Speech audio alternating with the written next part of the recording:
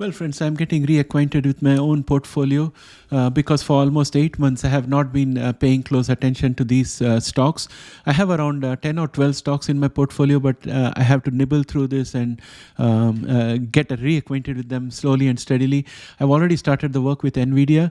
I published a video earlier, which you have all seen. So I'm going to put a few more stocks out here, and I'm going to get a better understanding of these. And whatever I learn, I'm going to put here in this channel. So that we can all get up to date, and then we'll start tracking the shares on a regular basis, so that those of you who are purely interested in genomics don't have to look at these videos. You can just ignore them.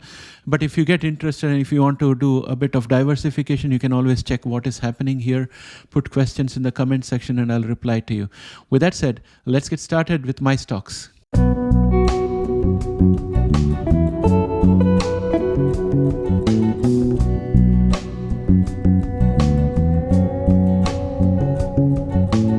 Well, here we are in the TradingView platform, and I have in front of me my short list. Out of my 15 stocks that I have, I've just taken 5 stocks out here. One of them you already know is NVIDIA, which I have got out here. So let me start with NVIDIA.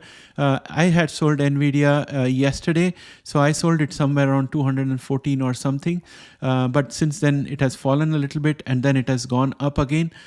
So I'm expecting it to come back down. As you saw in the fundamentals, it was highly overpriced in terms of price to book with the peer group that was there. So I'm a bit confident that it's likely to come down. As you can see, there's a huge gap up out here. Gap ups are never good. And we are going to have overheating of the RSI very shortly. So I'm pretty confident that I can buy it back at a lower level. So that said, let us look at SoFi. Again, I need to bring myself up to speed with SoFi. It is a share I have held for almost 2 years now. There is a huge gap up out here that I can see. This needs to be filled up. So there's a good chance that we are likely to come down again, because MACD is also bearish and momentum is just above average. So there could be a little bit of giving down here. And let's look at Tesla.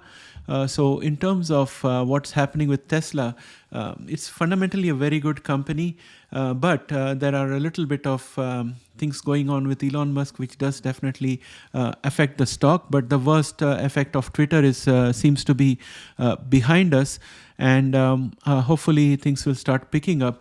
But there seems to be a stubborn resistance, which is not just, it doesn't seem like a resistance at 208.09, but it seems like a box.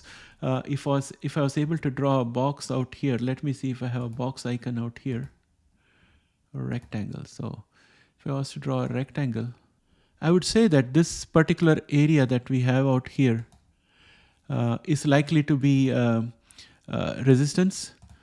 And once we break out of that, we should be fine. But this is an area where I think there is problem, because we have been struggling to go beyond this. We have been dancing around this line for a while now, consolidating. And because we are on an upward trajectory, I believe that we are likely to break upwards. So if I was to draw a pennant out here, right, which is something that we typically use in these kind of situations. So I'm going to put a pennant there, and another one out here. Coming back to this one, I'll just mark this green. This is a force of habit for me that I always want support to look green. So this is where we are. It's likely to break upwards. Momentum is also pretty good, but just the MACD is bearish. That's my concern.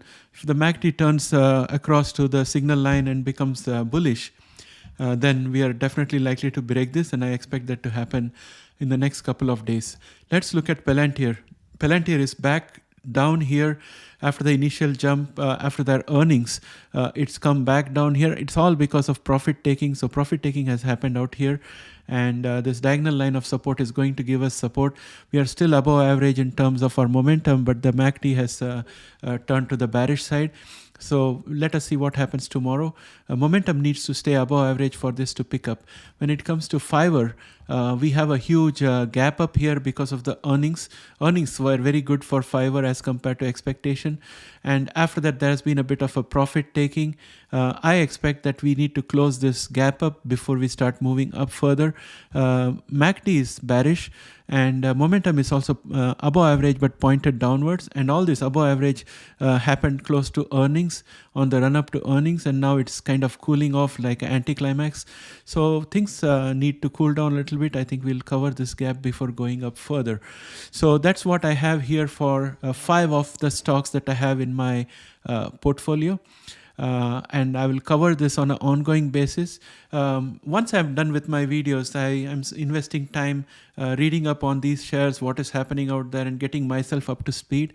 And I'll share that with you. If you guys are interested, please put it in the comment, and then I'll come up with detailed segments on each of these and share my findings with you. With that said, I think I would like to bring this video to an end. Thanks, guys. That's all I have for this particular segment. If you are interested in these stocks, please put it in the comment. And if you have any stocks in your portfolio that you are following, which we do not take care of in the genomics, just mention it in the comments. If I have the bandwidth, I'll pick it up and I'll start coverage for that. Thanks and have a great day. Bye for now.